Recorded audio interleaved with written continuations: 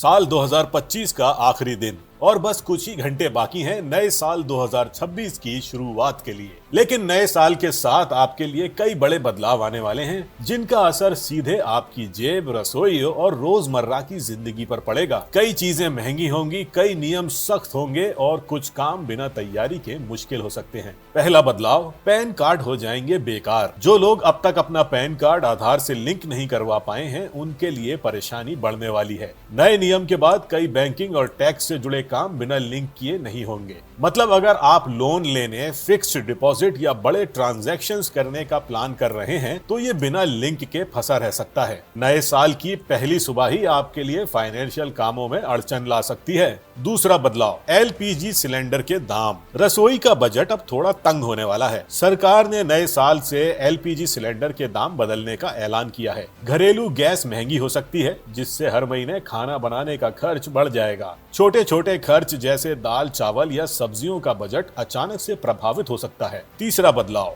ईंधन के दाम। एटीएफ, सीएनजी और पीएनजी के दाम में बदलाव की संभावना है। इसका असर सिर्फ ट्रांसपोर्ट या वाहनों तक सीमित नहीं रहेगा। मतलब बस या टैक्सी से सफर करना महंगा होगा और घर का रोजमर्रा का खर्च भी बढ़ जाएगा। चौथा बदलाव, नया टैक्स कानून। इनकम टैक्स से जुड़े नियम बदल रहे हैं। टैक्स फाइलिंग, कटौतियां और नए अनुपालन नियमों पर कड़ी निगरानी होगी। कोई गलती या देर से फाइलिंग आपको झटका दे सकती है, इसलिए नए साल से पहले तैयार रहना जरूरी है। पांचवा बदलाव, सरकारी कर्मचारियों के लिए 8th पे कमीशन। सरकारी कर्मचारियों और पेंशन भोगियों के लिए बड़ा बदलाव आने वाला है। 8th पे कमीशन लागू होने वाला है जिससे सैलरी स्ट्रक्चर और बेनिफिट्स में बदलाव आएगा। इसका मतलब है कुछ लोगों की सैलरी बढ़ सकती है लेकिन नए नियमों के हिसाब से काम करने का तरीका भी बदल जाएगा। छठा बदलाव, कार खरीदना होगा महंगा। जो लोग नई कार लेने का प्लान कर रहे हैं उनके लिए सचमुच झटका हो सकता है। वाहन कंपनियां कीमतें बढ़ा सकती हैं। बढ़ती लागत, नए नियम और टेक्नोलॉजी का असर सीधे ग्राहकों पर पड़ेगा। मतलब जो सोच रहे थे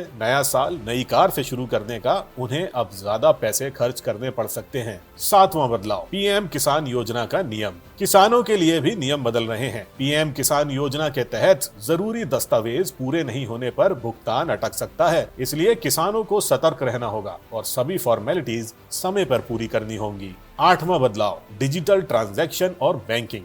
यूपीआई, एफडी, लोन और मोबाइल सिम से जुड़े नियम भी बदल रहे हैं। अब और सख्ती होने वाली है। थोड़ी भी लापरवाही से पैसा फंसा रह सकता है। डिजिटल लेन देन करने वालों को नए नियमों को समझकर चलना होगा। नौवां बदलाव, अंतरराष्ट्रीय व्यापार। ऑस्ट्रेलिया का जीरो टैरिफ एक्सपोर्ट का फायदा कुछ सेक्टरों को मिल सकता है। इसका मतलब कुछ एक्सपोर्ट्स के लिए राहत और कुछ सेक्टर्स में नए अवसरों की शुरुआत। लेकिन आम लोगों के लिए इसका असर धीरे धीरे दिखेगा। 10वां बदलाव, जनवरी में बम्पर बैंक हॉलिडे। जनवरी में कई बम्पर बैंक हॉलिडेज आने वाले हैं।